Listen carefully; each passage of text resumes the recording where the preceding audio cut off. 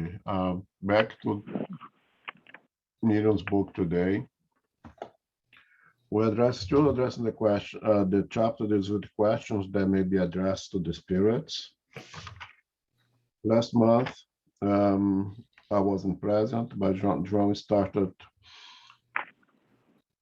the question that concerns with the future. Item 289 has a series of questions that Kardec puts to the spirits. And it is my understanding that the last question read was 11, and today you should start with question 12. Okay, my book, the one I present to you, is an older edition. And if you guys have a new edition want to follow, it will be a little bit different. The wording, of course, but the content is absolutely the same. Let me see if I can mute everybody because. Yeah, everybody should be muted. Okay.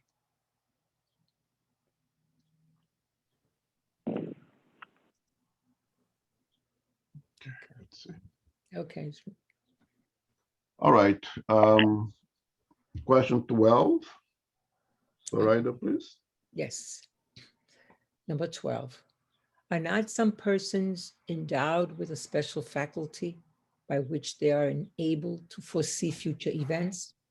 Yes, those whose souls have the power of disengaging themselves from matters are able, when thus disengaged, to see, and when such revelations will be useful.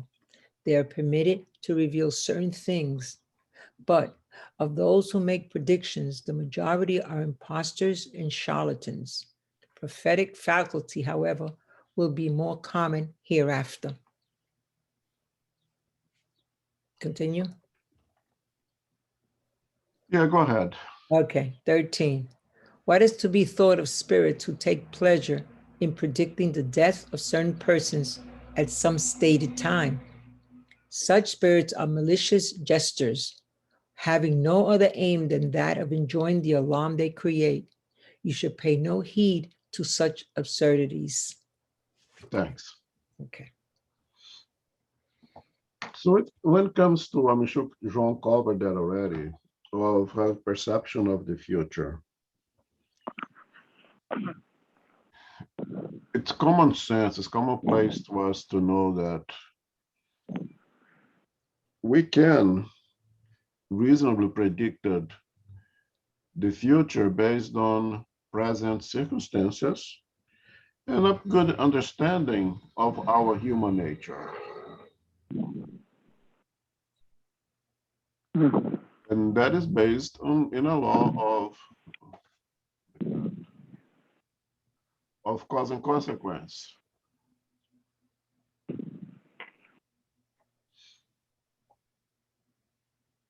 Some of the consequences of present circumstances or present facts are pretty much absolute.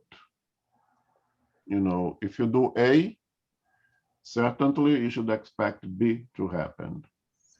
Some of the circumstances of the present may be more variable. Now, if you do A, there is 3, 4, 5 possibilities of the consequences, right?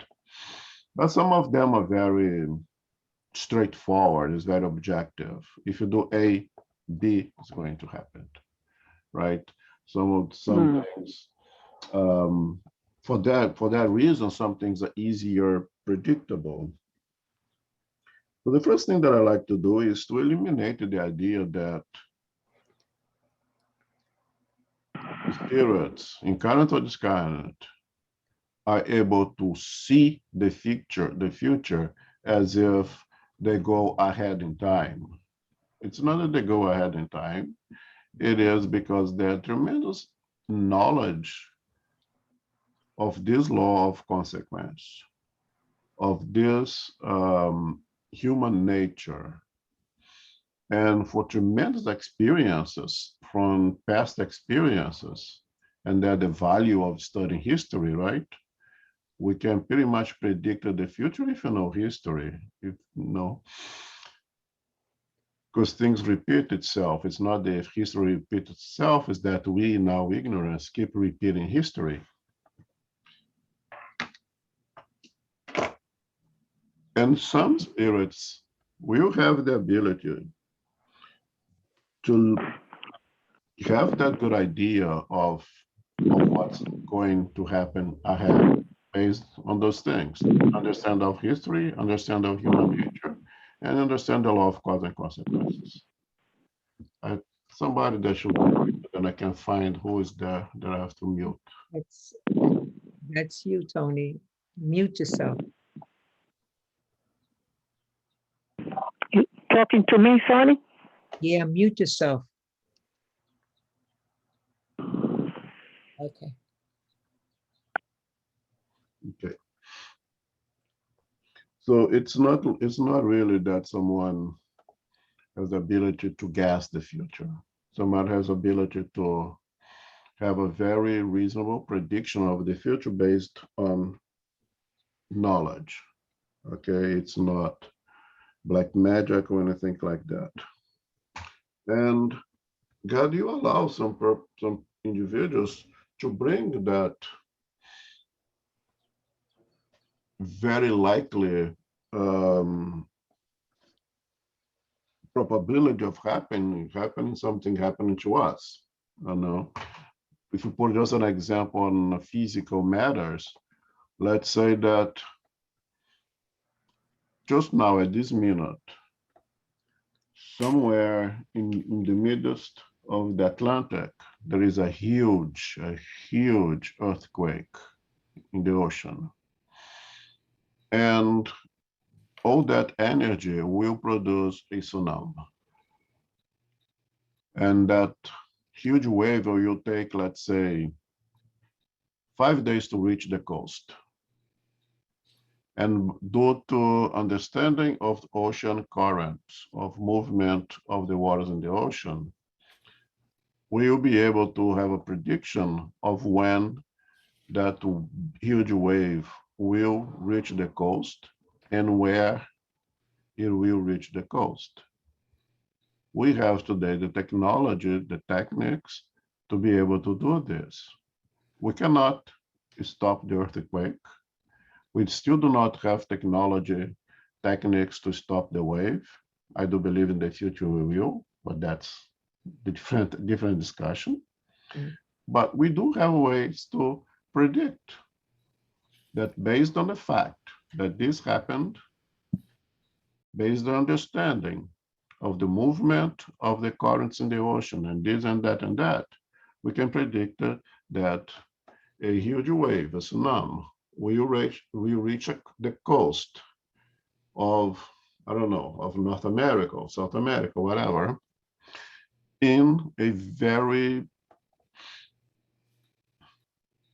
close time limit. You'll say you reach New York, you reach Long Island in 4 days at about 6 o'clock, between 6 o'clock and 8 o'clock.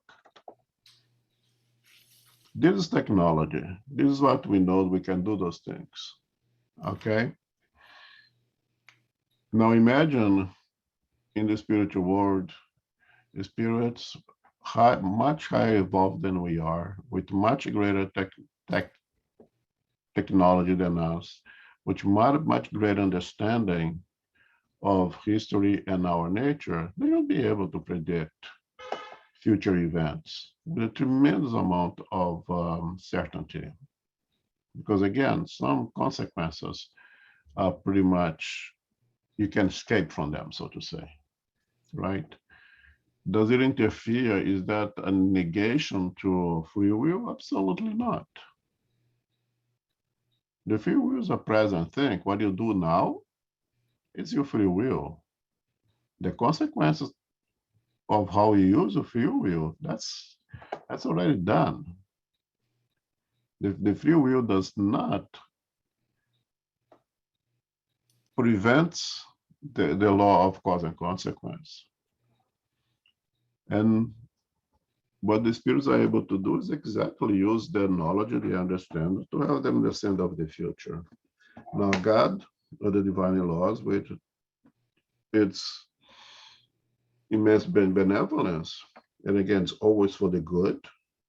We let some individuals have that ability of having that predictions, of presenting the future. The medium, him or herself, may not be all that wise and smart, but the spirits who gave them the information are. So that information comes from the spiritual world, not from the medium itself, not the medium guessed. The medium was told by someone who is capable of making those predictions. Now,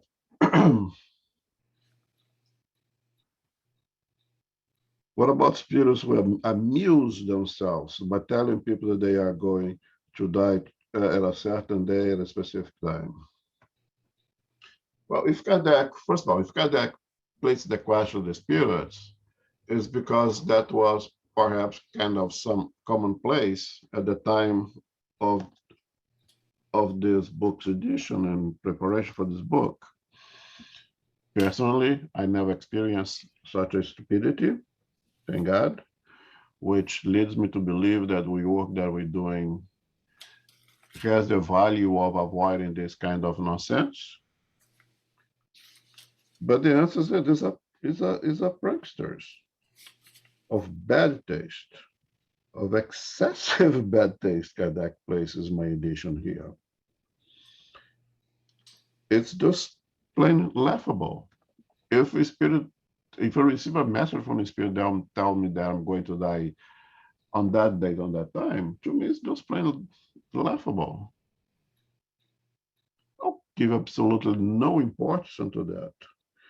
Because as was covered before last month with João, we can have that very reasonable probability of events, but we can not determine time and date. And evolve the spirit, understanding that would not give it to us. So if spirit provides us time and date of future event, it's suspicious, not reliable. We don't know. This is an example, is a commonplace in my field of work. We just had someone, and it happens quite often, someone who is taken from a ventilator and is basically the family decide to allow nature to take its place. So we know the patient will expire. We cannot tell if it's going to be a question of minutes after we remove the patient from mechanical ventilation, or it's going to be days. And both cases has happened quite often. Some will expire in just less than an hour, and some will stay around for a few days. Us, with our techniques, with our medical skills, we cannot tell if upon taking the patient off of a mechanical ventilation, how long it's gonna take. But we know for sure that it's going to happen. And you know for sure there's gonna happen in a predictable way, so I'd say 5-6 days, in 5 or 6 days, which could be anything being hours or 5 or 6 days. That would be very full of anyone who says, oh, it's gonna happen exactly 86 hours from now. It's laughable. It is just laughable. So if any spirits tell us date and time, it becomes at least the minimum extremely suspicious of the moral and intellectual quality of those spirits, given those revelations.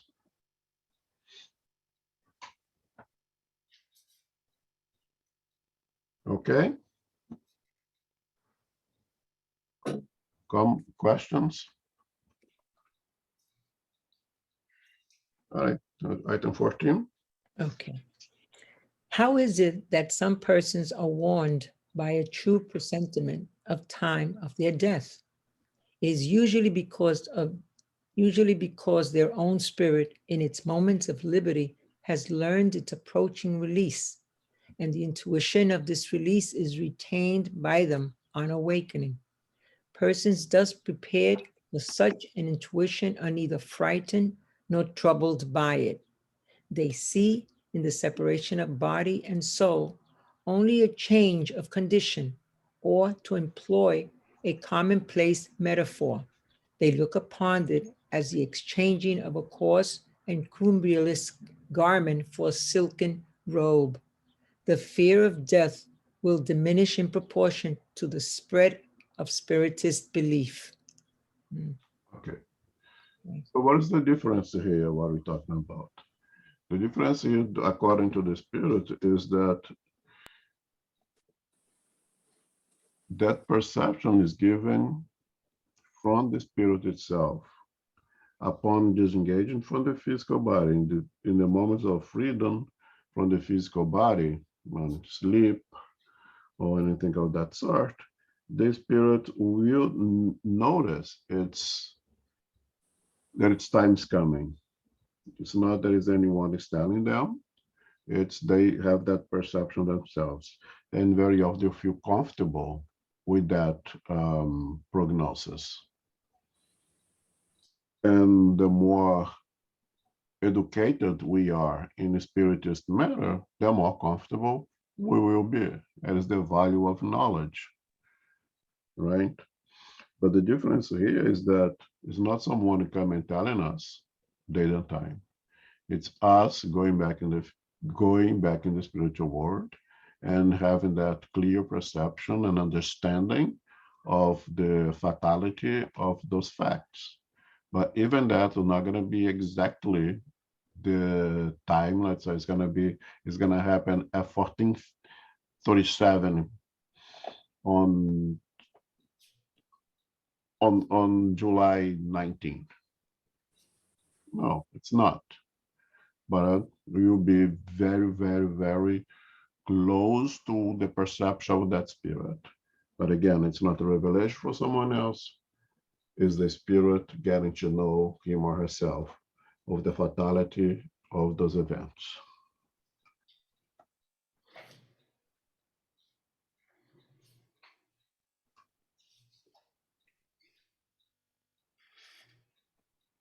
Sorry, I messed up here, sorry. Yeah, okay.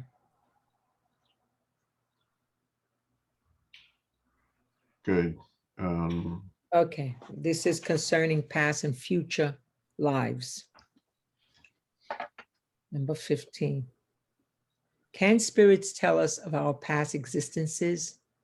God sometimes, for a special object, permits those existences to be revealed to you. When such knowledge will conduce to your instruction and edification, the revelation is permitted. But in such cases, it always comes to you spontaneously in some unforeseen matter. It is never permitted for the satisfaction of mere curiosity. Why is it that some spirits never refuse to deal in this kind of revelation? Because they are mocking spirits who are amusing themselves at your expense. In general, every revelation of this kind, which has not an eminently serious and useful end, may be set down as false. Mocking spirits like to flatter your self-love by pretending that you have been rich or powerful in former existences. And there are mediums and believers who accept as gospel everything that is told them on this head, and who cannot see that their present advancement is in no way justifies the exalted positions which, through a petty vanity that causes as much amusement to spirits as to men they fancy themselves to have formerly occupied. It would be more reasonable, more in conformity with the progressive march of beings, and also more honorable to themselves, to suppose that they have ascended rather than descended. No revelation of this kind are entitled to credits, unless they have come spontaneously and through several mediums, all strangers to each other, and ignorant of what may have been previously revealed on the subject. When these conditions exist, there is good reason for believing the statements thus made. If we may not know our interior individuality, it is the same in regard to the kind of existence we have had, and the good and bad qualities which have been our predominant characteristics in our former lives. No, such knowledge is often permitted because it may tend to your improvement, but by studying what you are now, are, you may yourself infer what you have been. Okay. So, and Kazakh suggested to take a look at the Spirit's book, question 392. And because we are very obedient, we follow Kazakh. So let's see what 392 says.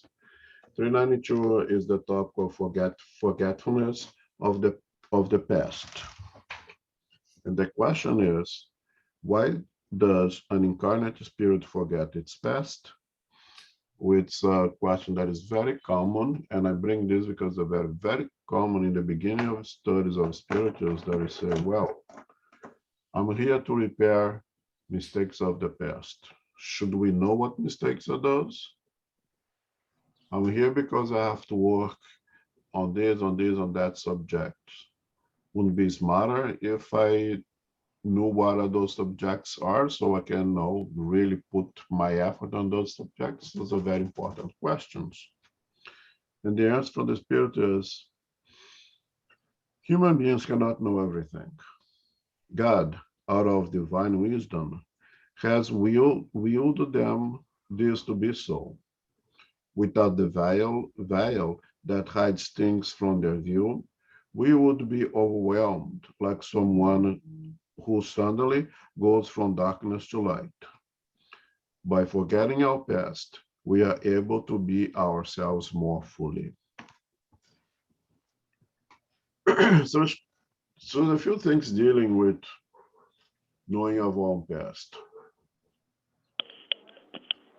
When my kids reach,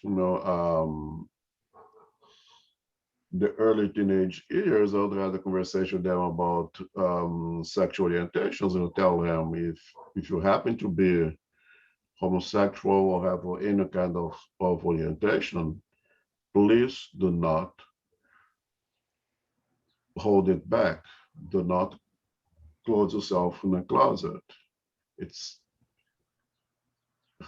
already difficult to have one life, to deal with one identity. Now to have two or three is going to be extremely difficult.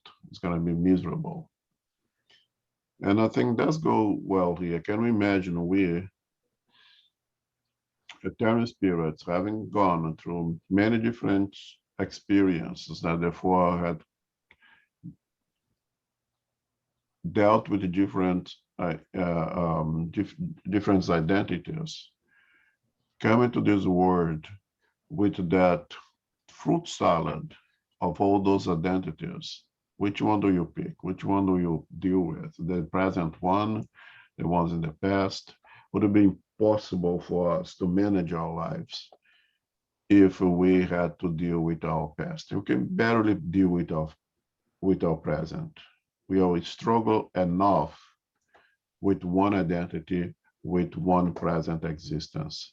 Can you imagine if all those things comes to our conscience at the same time? Would be extremely impossible for us to deal with. So the spirits tell us, by forgetting our past, we are able to be ourselves more fully. And that's the only way, in my interpretation, of us to dealing with the present. Another thing is this divine plan that God has for us is extremely perfect. It's absolutely perfect. So imagine that I happen to know that I have to work on this or in that subject that is being, that they tell me, somebody tells me, that's what you have to do it. No, if I do it because someone tells me, if I do it because it was told to me, I no longer have the merit of taking, exercise my free will, exercise my intelligence, exercise my ability to retrieve into my own conscience and look at that divine law, this is the things that I need to do and make the corrections, the repairs of the past, and exercise this or that action to make me a better person. It's no longer mine itself anymore. It's something that somebody else told me to do. And in the plan of Richard's from simplicity to perfection is exactly that we do things on our own. You know, we do not study to take a test. We study to learn a subject.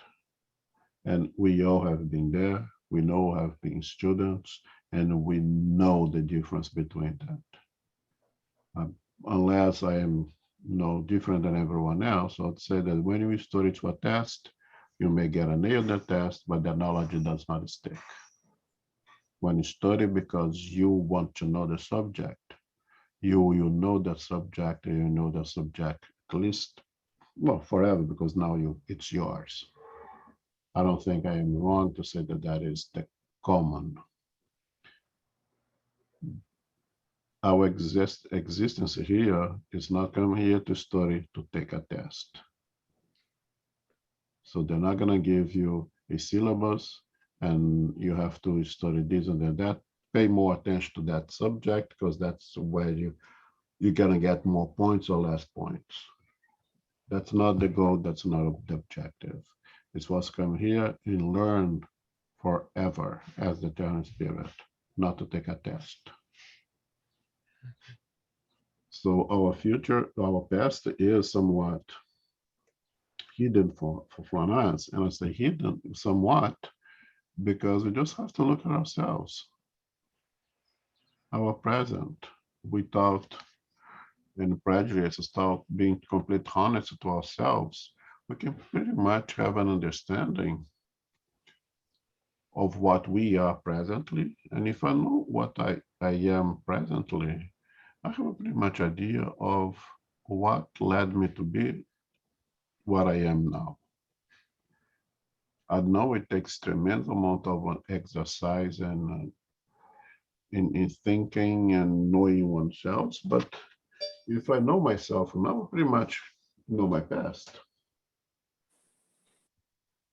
The sequence of it, I would have a very good understanding of the sequence of previous experience to let me to be what I am now.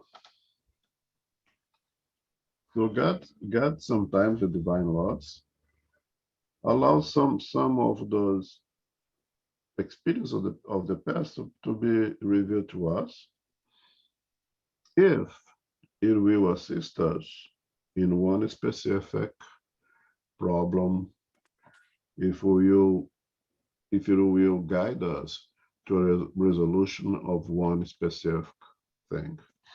And when it is for our benefit, very often it's not going to be done through a medium, not going to be done because I go to the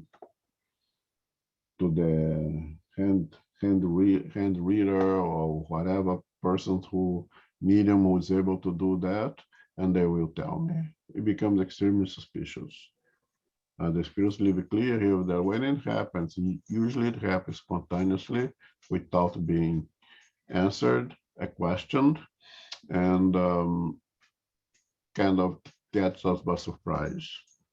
I make a comment that Kardec says over here, what the Spirit says. These revelations will be authentic, and in such case, they almost always occur spontaneously and completely unexpectedly. The question that I place, and it's a real question, okay, I don't have the answer, is when that happens, would we get it? Would we have that understanding that some aspects of our past is being revealed to us. We would be smart enough to make that correlation and have the understanding that this thing that being presented to us about ourselves is a revelation from the past, from previous experiences. And to tell you the truth, is a real question. I don't have the answer. I like to believe that intuitively, that somewhat in a subconscious, we all have it. But the question I have is, in conscious now, do we have that clear understanding that that aspect of our past being present to us, will we understand that is such?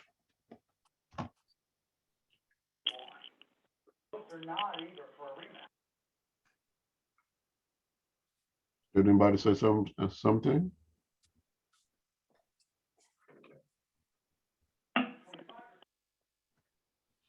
Now, why do we be interested in our past? Reasonably. Your curiosity.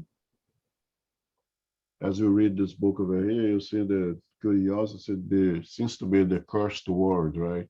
That more elevated spirits don't get at all to our curiosity. Would it be just plain vanity? Do I want to find out there was some kind of king or queen, there was someone of power, or some just pure vanity? If it is vanity, it is the biggest bullseye, the biggest target that pranksters, spirits who have something against us, will target, will not miss, and will get us. And they will tell us whatever they want to tell us, or even worse, tell us whatever you want to hear, being true, truth or not. Now, if I am full of vanity, if I am full of myself, and the spirits reveal to me that I was this powerful personality of the past, someone important who make history and all those things, because of my vanity, I'm very inclined to believe it.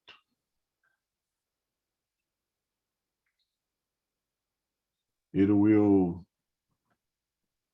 fulfill my desire of glorification because of my vanity. And that could put me in a series of troubles in the present. And spirits who have something against me, spirits who are there only for the fun, will take all the opportunity to get me into that position. So be very careful. If something is going to be revealed, it'll be revealed because it's useful, and very often will be revealed spontaneously without us going on and ask for it.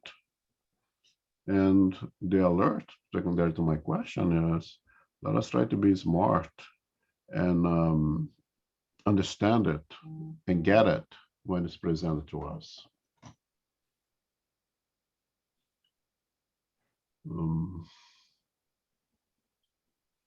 Now let's assume that in a leadership meeting, I was there, a medium receives a message and that I was some kind of a valuable person in the past. What do I do with that information? Even in our group that I trust the security of the environment, to me becomes suspicious. And what is the suggestion of Kardec over here? Put it to a scientific methodology. What that means. It would be necessary for them to have occurred spontaneously through several mediums who did not know one another, besides the medium who received them in the first place. Then there would be reason enough for it to be believed. So if in that meeting it came the information that I was some personality of the past, and the same information is repeated by mediums who do not know one another, mediums doesn't really know me at all, then the laws of probability tells me that that information is reliable. I can start to believe in it. This is scientific. That's what science does, right? Experiment things. There is truth in repetition. So Kardec tells, well, that information is relevant to you? Yes. Okay. Are you going to accept it, take it at the first time you receive it? No. What is the alternative? Put it to a scientific methodology. See if it repeats itself. See in which situation does it repeat itself. Because in that mediumship meeting, one medium says, all the other medium present are now biased. So for me to believe it, I would have to get the same information from another medium who is not part of that meeting, who did not hear that information before, and they will come out with the same thing. Then yes, then through the methodology, scientific methodology, it makes sense that I trust and I believe that information. Otherwise, I have to be perhaps not to neglect it completely, but not apply it in anywhere in any sense until I have that confirmation, so to say. Does it make sense?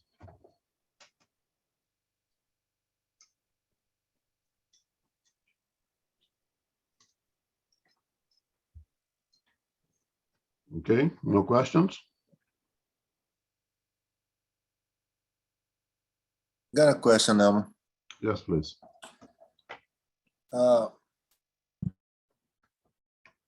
I kind of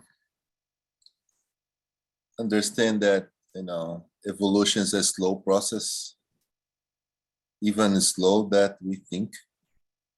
But when you think about what we're studying right now, I can't help but thinking that, we come here and bring into a specific point, because the other areas why we forget things. I was talking with Philip yesterday, I think. We were talking about this subject. And I remember telling him that I think the more we study, the less we want to know about our past. But in terms of obsession, that's In terms of what? Obsession. Okay. That's the area that I still don't get it. I understand that that's the slow process. That's the only answer that I have for myself to understand why would be giving me a chance to, to improve here and forget my past. But my obsessor is still there and remembers me. Is gonna spend my entire life just, making my life miserable here. And I still quite trying to figure out why, if you would grant me a break, why it would not happen with the same thing with the obsessor, so we both can try to do something about it. And but then again, I go back to that it's a slow process, and but I wish we have something else, and why one side would be forgetting and everything and the other side will not, and we'll be pretty much making that progress slower than would be if both sides would catch a break and try to move on.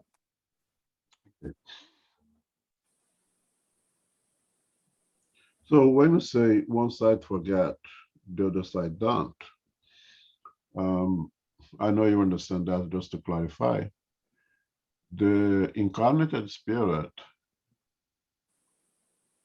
has that veil of forgetfulness at the conscious level, but not completely forget as the eternal spirit.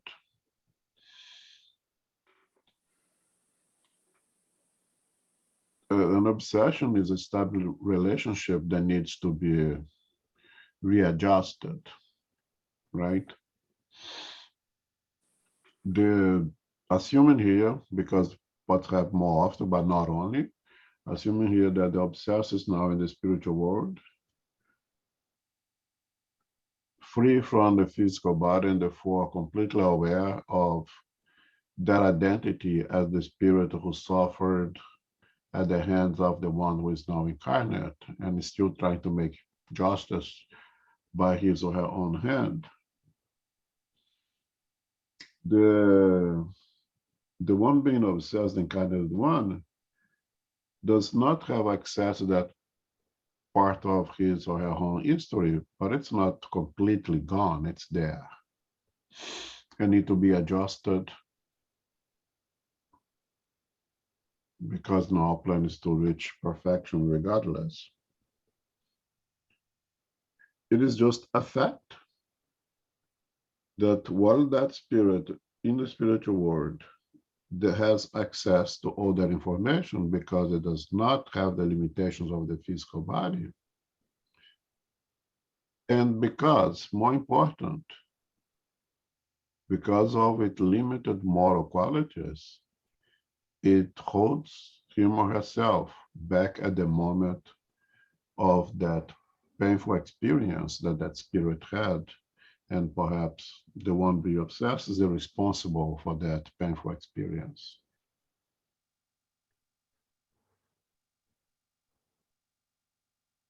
That spirit is living continuously that moment of suffering because it seeks revenge, and by seeks revenge is it keep that thought in mind continuously. That's what I try to do in this case, is to try to free the spirit from that moment of pain. Get them to understand that. The incarnated one is still responsible for it. Knowing or not knowing consciously, it's still responsible for it. Now, the objective is, well, I'm going to be a good person because I remember what I have done to that spirit, and I don't want to suffer as that spirit suffering anymore. That's not the goal, the objective of the incarnation. The goal, the objective in incarnation is to go to all the necessary experiences that propel us to upgrade ourselves morally, that you no longer commit the same kind of errors of the past, and more important, in this case, put ourselves in the position to assist that spirit to live from that prison where him or she put himself with the desire of revenge. If I'm responsible for put someone in that position, as I evolve, I will feel the responsibility to go and help that spirit. And in the process of this obsession, very often is exactly that. Let the one being obsessed now go through the difficulties, through the pain, being somewhat tortured by that spirit in this process, that the one incarnate will have the moral strength to endure that hardship while assisting that spirit to be able to leave that moment behind, to not able to completely forgive, but at least move on and stop that process, stop that cycle of pain. And we just discussed that last Monday in our meeting, that very often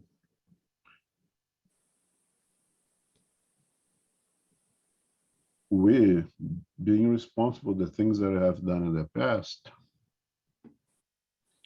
as we progress, we assist that spirit with our actions, with our behaviors. They learn from us.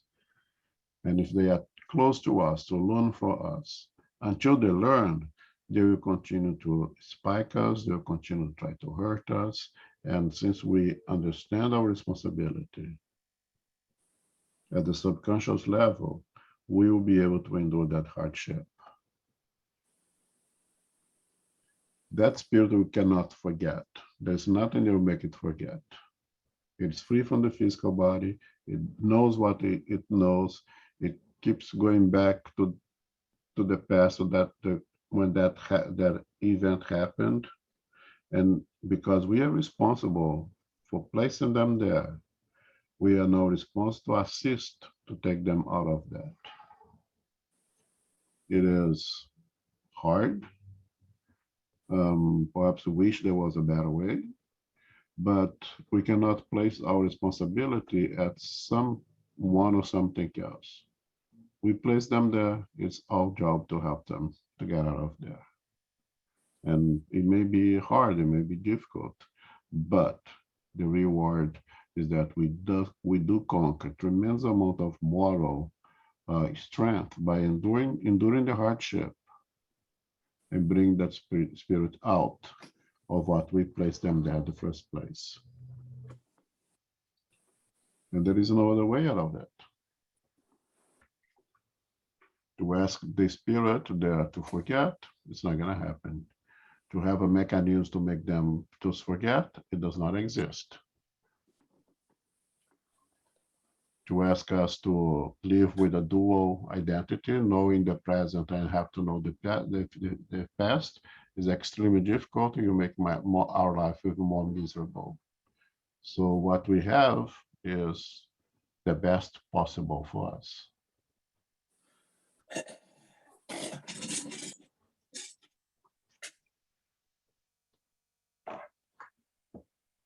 It's like cancer is bad. We have chemotherapy, which is very bad also, but it's better than cancer. Sometimes it feels just as bad as it, but brings cure. You have to go through it. Yeah, this yeah, because the way most of us, I'm not gonna say most of us, the way I think is, I mean, even when you read the book Liberation, you see that, you know, if it was not for the intervention of other spirits, you know, with the obsession process, the spirits would, like, quote unquote, fail miserably, because, you know, it's very hard to deal with obsession and influence like that. But and when I look into it, I kind of it looks like a waste of reincarnation. We know that there's no wasted reincarnation, but like we could have done so much more if it wasn't for that bad influence on it. But then again, it goes back from what I said in the beginning. It's very slow, and as you well, you know, explain, there's no way around. That's the way it works, and we gotta go through it, and, you know, and take the time to repair our mistakes. Yeah, and especially because it's a relationship, it takes two, right? It becomes even slower. And I think that the process of this obsession, the assistance of all the spirits who are there to help us, it helps to speed up the process. If it's very slow with them, would be even slower without them.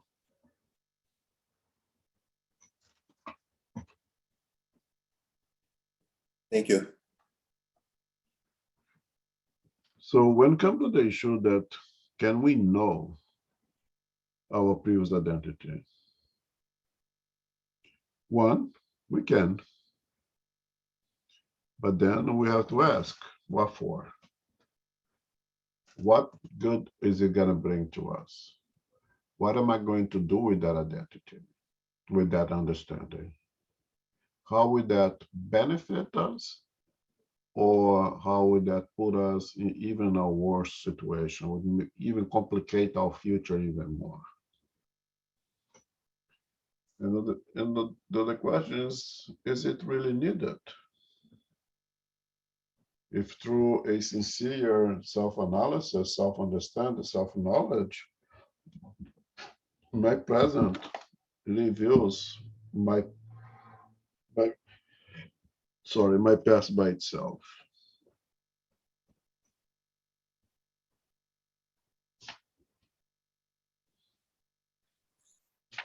I was thinking also, Elmo, just a comment on the And when Emmanuel reveals that he passed the opportunity to work with Christ, right?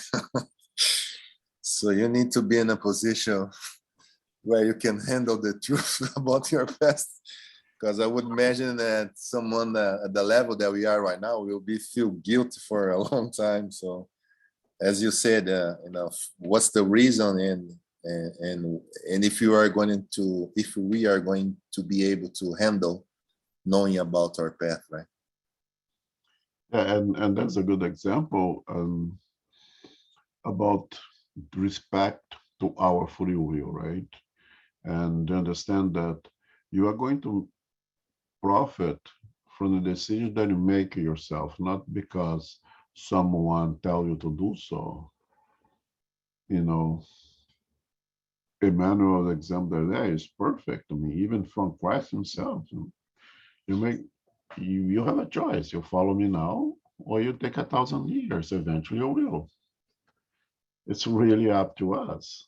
How long is it going to take you to come to that realization that this is the best path?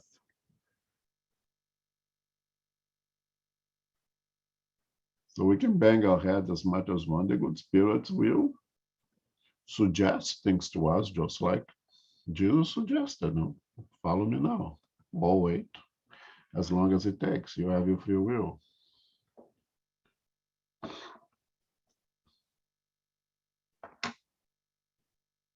Did you read 16? I can read 16 now, right? Okay. Okay. Can anything be revealed to us about our future existences? No. Whatever spirits may tell you on this subject is all nonsense, as you may easily see, for your future existence cannot be fixed beforehand, because it will be what you will have made it for yourselves, both by your conduct during your present life on the earth, and also by the choice which you will make in regard to the new existence when you have re-entered the spirit world. The less you have to expiate, the more happy will that existence be.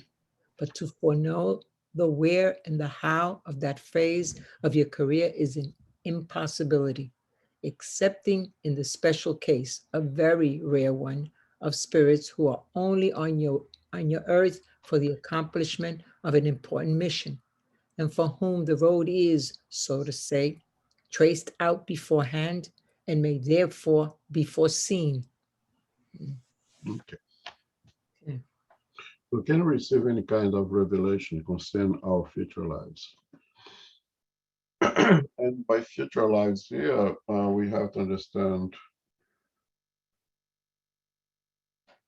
futures incarnations, right? And the answer is no. It's no, because we are making that future right now. That future is a consequence of what we're doing right now. And we have the free will to change directions in one or another way and modify that future from the decisions that we make now. Right? Now, once we make a decision, take a path, we're going to have to deal with the consequences of that decision. Even if later in the future, I change my mind and I modify that pathway, whatever it happened using that steps generated consequences that I have to deal with it, even if I change the way. Let's very simple example. If I smoke 4 packs of cigarettes for 30 years, and now I decide, oh, I'm going to be a good guy now, I'm going to quit smoking cigarettes. Very good decision. Perhaps the greatest decision you did in this incarnated life. But it does not erase the 30 years of 4 packs smoking a day. This decision is good, it's right, it's the best you could have done. But you're going to have to deal with the consequences, with the burden of 4 packs of cigarettes for 30 years. Just because now I decide to quit smoke, it's not going to clear my lungs, it's not going to repair my vascular system, is not going to repair all my arteries and my veins just because I change my decision. I have to deal with the consequence of what I had caused to this physical body through this excess of cigarette smoking. It already generated the consequences that I'm going to have to deal with. Now, by making the decision, I minimized the probability of even worse things to happen. In my field of work, I very often tell patients that I'm going to be free of pain after the surgery. I don't know. I'm going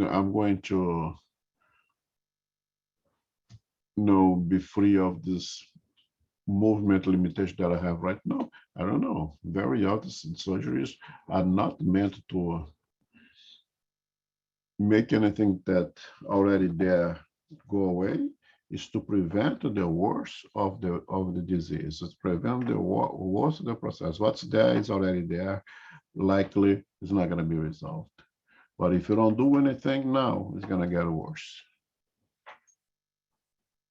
So very often, many surgeries are done to prevent progress of disease, to prevent worsening of a process. What's there is already there. So if I smoke for 30 years and it causes permanent damage, that permanent damage is there. I have to deal with the consequences of that. The same thing in our lives. If I'm hanging out with thieves and banksters my entire life, and now I change my direction, I want to join the spiritist movement, you still have to deal with the consequence of what I had done in my past. Those friends, the thieves and pranksters and drug abusers and drug dealers out there, they're not going to just forget about me just because now I decide to change. I'm going to have to deal with the consequences of my actions of the past. And it slowly, eventually, things going to get better, but not immediately, not automatically. As Anat just said, it takes time. It's a process. The same way there was a process of me causing damage to myself during those 30 years of smoking, the same way that I committed myself to bad company, to wrongdoings for some time, and now I change my mind and everything is erased. It doesn't happen like that. It's a process. It's going to take time.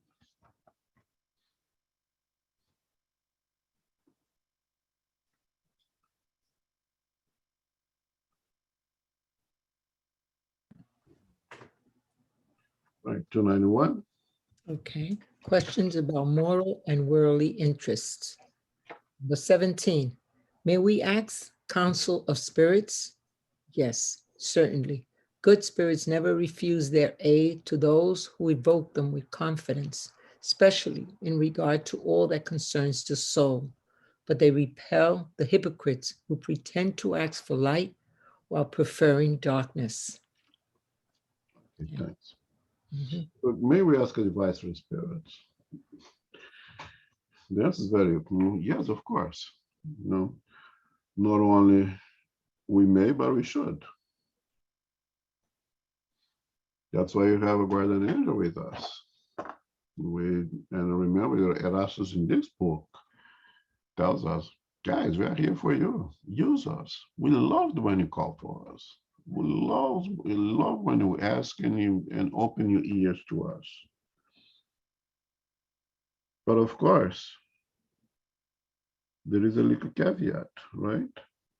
Good spirits never refuse to help those who trustfully evoke them, especially in addressing matters of the soul. This is the little caveat. And what is the soul for us? The incarnate spirit, right?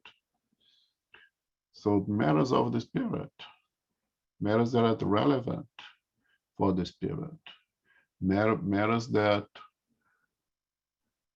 perpetuates the physical body, that perpetuates the physicality out here now. We're so happy to be with us to help us. If we're just interested in the lotto numbers and stuff like that, good spirits are not really interested. But there are others who are. How can I get that job that are competing with that other person who is much better qualified than us. Can I ask that to the spirits? Yes. And what the good spirits going to tell us? Well, think well. You understand the other person is much better qualified, therefore the other person should get that job, shouldn't it? I'm not satisfied with that answer. I go, what can the guy can do for me? I'm sure there is spirit out there say, yeah, I'll help you out. I don't care if the guy is better qualified, you want that position, I'll make sure that you get that position. And what am I doing now? Compromise my own future out of selfishness, out of pride. There will be somebody to hear. So the question is, the answer is very properly placed. Good spirits never refuse to help, but when it pertains to the shoes of the soul of the eternal spirit. Now, do you want to know about things pertaining to this physical existence, just pertaining to the things that are perishable? There will be those who will willingly assist us, but is it for our benefit, or is it going to complicate our own future? And they are very clear to put to us here. However, they ignore hypocrites, those who pretend to be searching for the light while indulging in darkness. Because we are transparent. We are transparent for the more evolved spirits, or we are more transparent to spirits in general. We can fool ourselves here in the physical world and fool some people few for a long time, and we can fool, pretend, be a hypocrite about our goals and objectives, but not to the more about spirits or to spirits in general.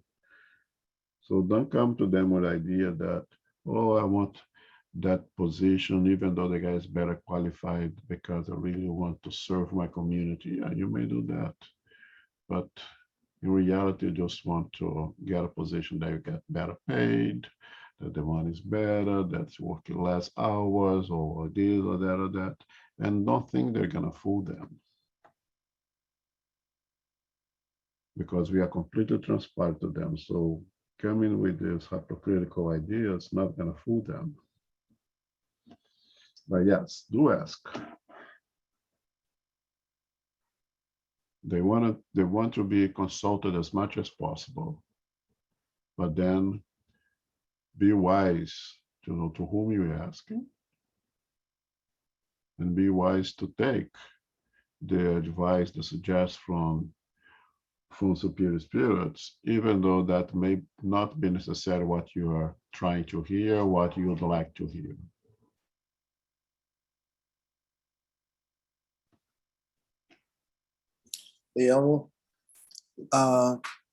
Are we talking about like direct question and answer through evocation? Or are we talking about like you do a prayer and then you ask a question and you get an answer through inspiration here? Because this is a medium's book, and this is a more direct Q&A. But the same is applied to a prayer, to our powwow with our spiritual guide, with our familiar spirit. The same is applied the same. Because this is the medium's book and doing mediumship, this is a more direct Q&A, have placing the question to a spirit through a medium and get the answer from the spirits through a medium. But the same is applied for general conversation with the spirits. But then when you say that we can ask them questions and things like that, it goes back when we study vocation, we kind of will be restricted to a proper place, a proper environment, and proper everything in order to do that. It's not something that we can do at home, right? No, we can. We can, because we are all mediums, we are always doing that. A prayer is a dialogue. No, I'm saying on the direct question, like say here, to invoke them. This is a different, environment in order to evoke a spirit and everything, like we studied previously, right? Yes, we don't do evocation anymore. Evocation is something of the past, right? So in this chapter, Kardec is putting us all the questions that should or should not be addressed to spirits through a medium, because this is a medium's book, right? And the question for Kardec to the spirit is, can you request a advice from spirits? Can I go, let's say, in our leadership meetings, we don't do that, that's not done anymore. Evoke whoever spirit I choose to evoke for some kind of advice. And Kardec says, yes, you can. Now, as we covered before, that spirit may or may not answer, may or may not be available to answer, may or may not want to answer. Now, if it's a more elevated spirit, good spirit, it will be more than happy to answer question of the soul. Will not be bothered with triviality, with vulgarity. Now, in a less prepared environment, that space may be filled by other spirits that may use that mirror and provide trivial answers to trivial questions. Again, we have to go back and say, this is the medium's book. And the chapter is question that may be presented to the spirits. And because it's a medium's book, it's through a medium. But the same apply to us in our prayers, in our meditations, in our conversation with our guides, right? Have that conversation. A prayer is a dialogue. So if you want to dialogue and say in prayers to God, in prayers to Jesus, and prayers to, who's going to answer? Likely the representative of God, of Jesus, which is our spiritual guides, that's going to provide us the inspiration for the answers of the question that we have. But here's directly, again, is the medium's book, question that may be presented to spirits through a medium. Thank you. If it is of elevated matter, yes, they'll have to participate. If it's vulgarity, they will go away, go somewhere else. If the place is not properly prepared, that space may be filled by less evolved spirits.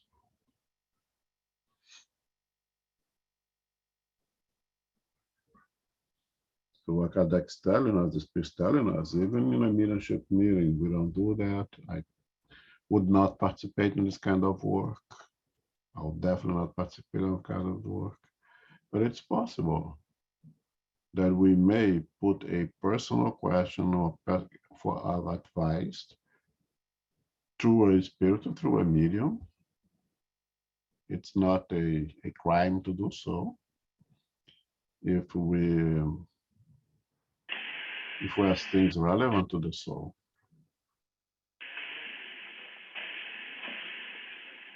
But don't try to fool them. Don't pretend that you're placing that question because you're such a good person, because they know us.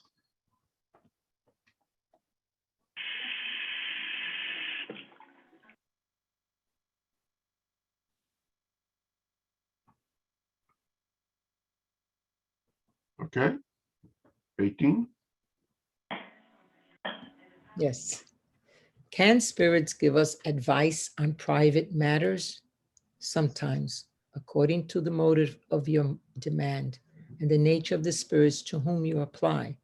Advice concerning private life is best given by familiar spirits because they attach themselves to individuals and interest themselves in whatever concerns the individual life of those whom they protect. The familiar spirit is your personal friend, the witness and the confidant of your most secret thoughts, but you sometimes weary him with questions too ridiculously stupid that he ends by leaving you. It is as absurd to ask for advice of an intimate nature from spirits who are strangers to you, as it would be to ask counsel of the first person you met in the street.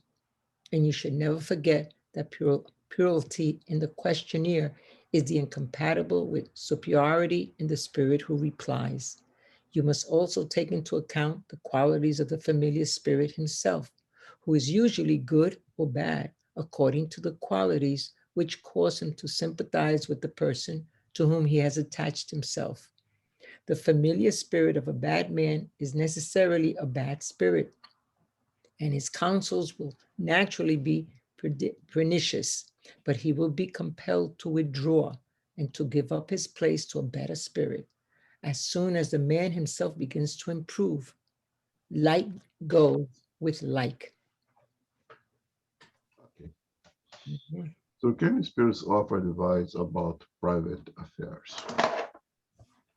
Mm, Spirits can provide advice about everything. I think it's important. We just covered in this in the spirits book recently, a couple of weeks ago. Um, Familiar spirits, protecting spirits. We studied the differentiation between those, and that's very important for us to understand here.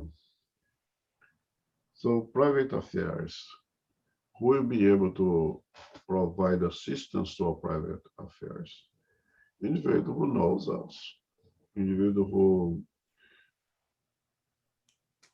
knows our day-to-day, who knows what's in our mind, to know the circumstance that we are living. Um, they will be able to provide us advice. They'll be able to provide us guidance. To ask to someone who does not know us, does not know the circumstance of our lives right now, does not know what we are going through, what's in our mind, is asking for trouble. If I go to Manhattan, I'll pick up a taxi, let's say going to our airport, it's 40, let's say it's a 40 minutes ride. And I ask advice to the taxi driver for some private situation in my life. You may have an answer for me. How reliable is it? How good should I, how good it will be? It may be good, but what are the chances the individual completely doesn't know you, completely doesn't know your circumstances, you are not able to put all the pieces of things together to come in with a proper advice. So if you're dealing with private matters, you have to go through someone who knows you and who knows you as in the spiritual world, familiar spirit, right? So again, a mediumship meeting, I'm gonna evoke who? I'm gonna invoke the spirit that has nothing to do with me to provide question of my private affairs. No, we have to evoke a familiar spirit. Now you have to understand the familiar spirit, it's not my protecting spirit, it's not my support guardian angel, right? That spirit just, we stay away from the word angel, there's nothing wrong with it. We just want to minimize the idea of angel being special creatures different from us. And we understand angel as just being higher elevated spirits who are much more evolved than we are, but eventually we're going to get to their levels as well.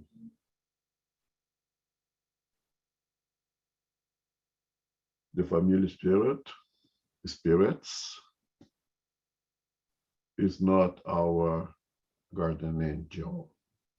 So you have one guardian angel protecting spirit. We may have many familiar spirits, those who care for us, and they care for us in terms of family as really someone that we have relationship of the past. Being had multiple incarnations, we must have to accept that you had multiple moms and daddies, that they had multiple brothers and sisters, that they had multiple husbands and wives. And some of those relationships based on true love become eternal as we are. And they are our family spirits out there who care for us, wants to help us and follow us in accordance to their possibilities, of course, and try to be as useful and to us as much as possible. You may also have the so-called familiar spirits based on goals and objectives, based on the way that we think that we how you live our lives.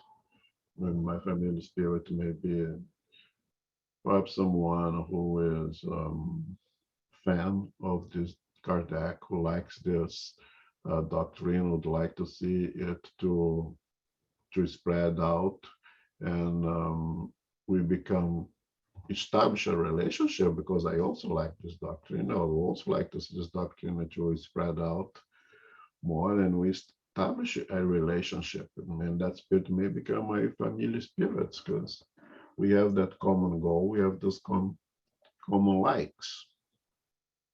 Right, so you may have many familiar spirits. And again, we are always surrounded by a cloud of witness, right, as Olaf Tarsus says. Now, the same way that I may have familiar spirits based on my likes of this doctrine, I may have familiar spirits based on other likes. Vulgarities, things, sexolatry,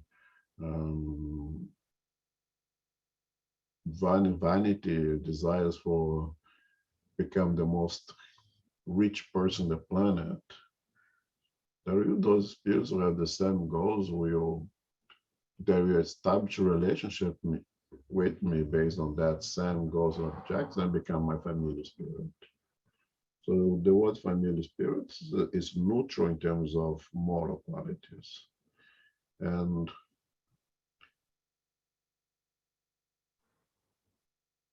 tell me who you are, tell me who are your friends, or tell me who are your friends, I can tell you who you are. No, it's really true. So if I am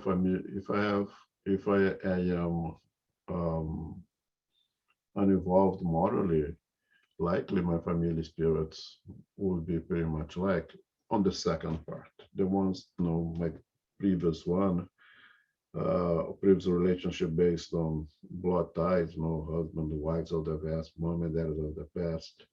They'll try to take me away from this, if they are involved, from this line of thought. But I have to respect my free will. And if I choose to have those friends, those will be my friends. But they are the ones who will be able to help me, to assist me with my familiar, with my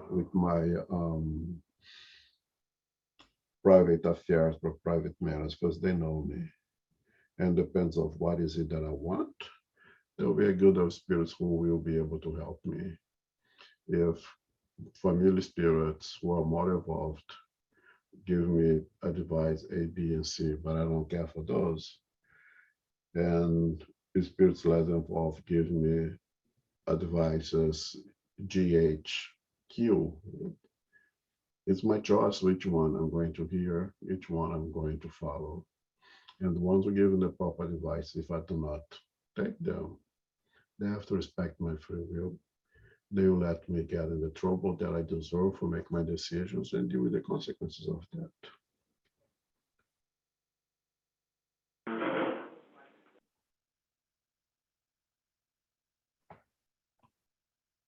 All right, questions? I want to go back to Kardec's or to Ayana's points because it's very important. This is the medium's book. So in this type of question that may be addressed to spirits, it's really question being addressed to spirits through a medium and get the answers from the spirits through a medium. But again, the same advice in our dialogues with our guardian angels, with more familiar spirits. If by the time I go to bed, I am only thinking of, how to steal the girlfriend of my friend because I like her more than he does, I'm sure there will be familiar spirits that will give me guidances. But the more evolved spirits are gonna take a step back and say, "Oh, poor guy, I can only pray for him at this moment."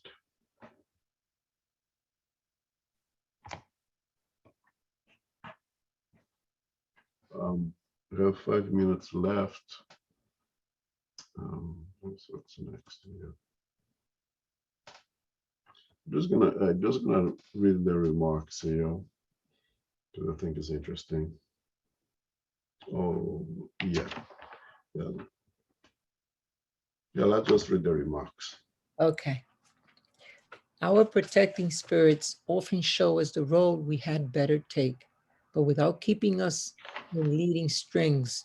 If they did more than simply counsel us, leaving us free to do or not to do, we should lose our power of initiative and should not dare to take a step without them, which will be prejudicial to our advancement. In order to progress, we need to acquire experience, and often at our own expense. Our spirit friends, therefore, even while giving us counsel, leave us to our own resources, as does a skillful teacher in dealing with his scholars. In the ordinary affairs of life, they counsel us by inspiration and thus leave us all the merit of our action. When we go right, and all the responsibility of our error when we go wrong. To ask advice of our familiar spirits at every moment in regard to the common affairs of daily life, as is done by some persons, is to impose on their kindness and to mistake the nature of their mission.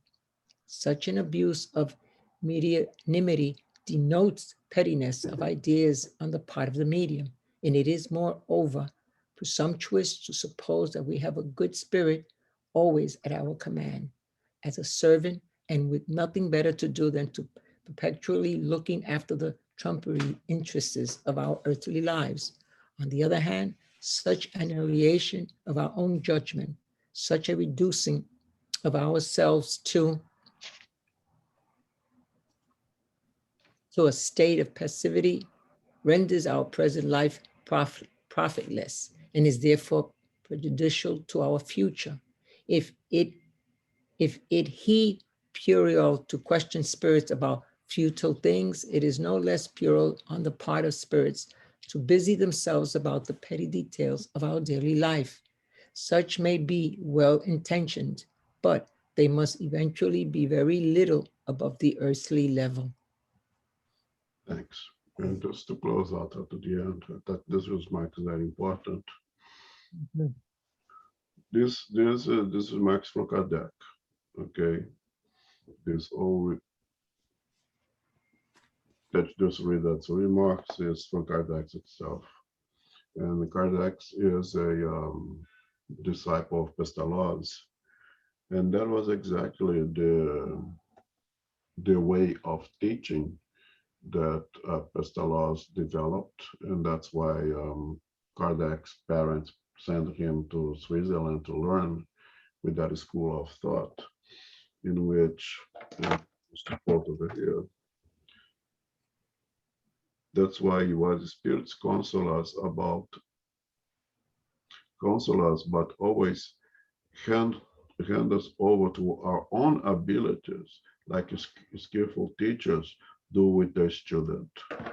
So there was this philosopher, Pestalozzi was exactly that. For the little I know of Pestalozzi, is that in his way of teaching was to utilize what that students already have, stimulate them to develop further and further those skills while develop new ones by using what the student already have and stimulate them to gain more and more and more and more. Following Jesus' teachings, to whom more were given, much was given, more will be given.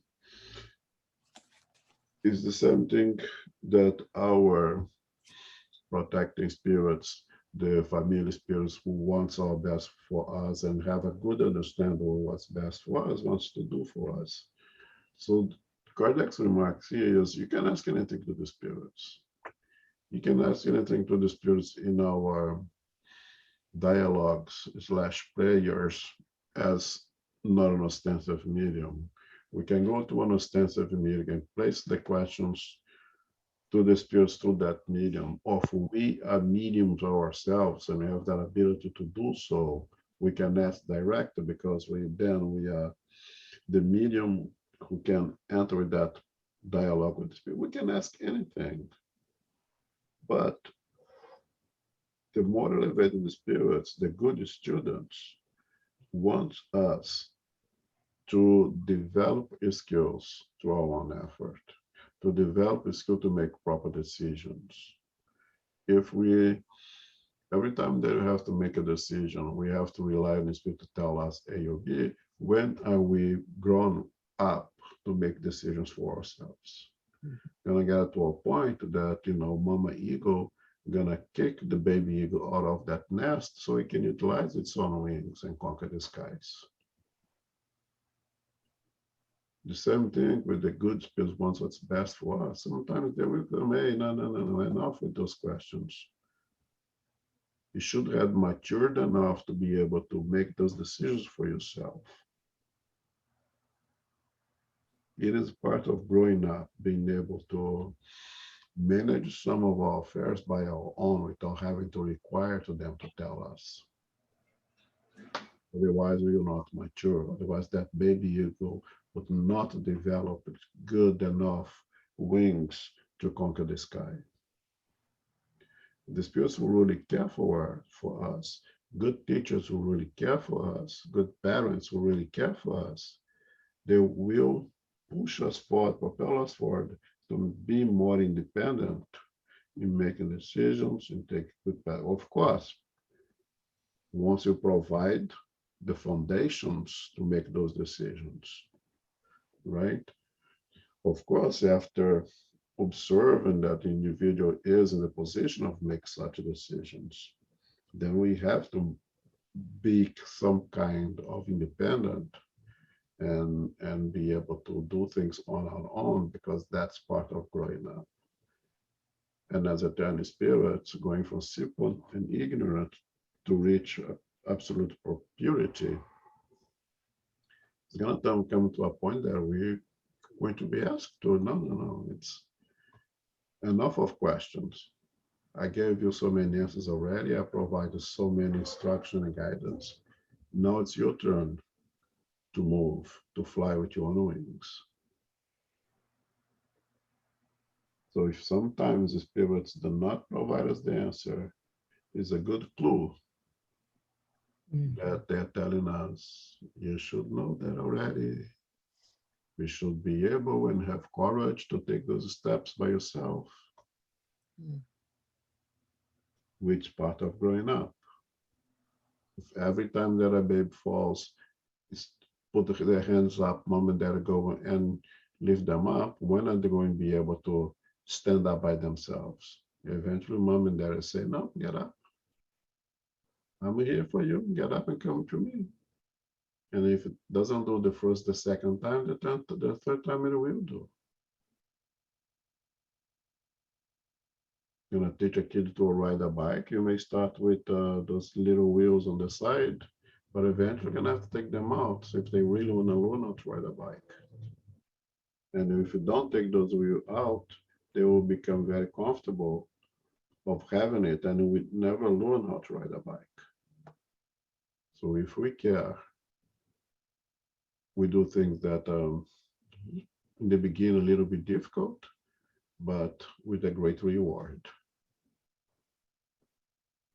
And we went a little bit over. So, right, could you make a final prayer, please? Yes, of course. And now, as we come to the end of our mediumship meeting, we give thanks to our spiritual benefactors, all that have come here and helping and assisting our teacher, Elmo, giving us all that is needed for us, the future and the past, the moral and the material interests. All that we have to do is look at ourselves, work toward our Father's light, ask for assistance, but do the work. And depend on everyone doing it for you. We are grateful, dear Father, for this lesson. May we take it with us and help us and guide us throughout our days here on this planet Earth. And we pray, dear Father, for all that are going through difficulties in life. May God be with them, guiding them and helping them. For all that are in hospitals and hospices, the homeless, the undeveloped countries, and the war that continues to plague Iraq. May our prayers help them, the leaders, to listen and to change from what they're doing now to betterment for the people and all that are in need. We're so grateful, dear Father. We ask as we continue throughout the week to keep ourselves focused with our prayers, with our studies throughout the week, guiding and helping ourselves to become the best that we can. We thank the teachers, the mentors, and the mediums, all that contribute to our advancement and living a life of goodness and in Christ's beautiful footsteps to follow him. We thank you, dear Lord. We ask that we continue throughout the week and return again next week, and to have faith and courage in our daily lives each and every day. We ask our beautiful Father to guide us throughout the week also. And with that in mind, dear Lord, we ask permission to close our meeting today. So be it.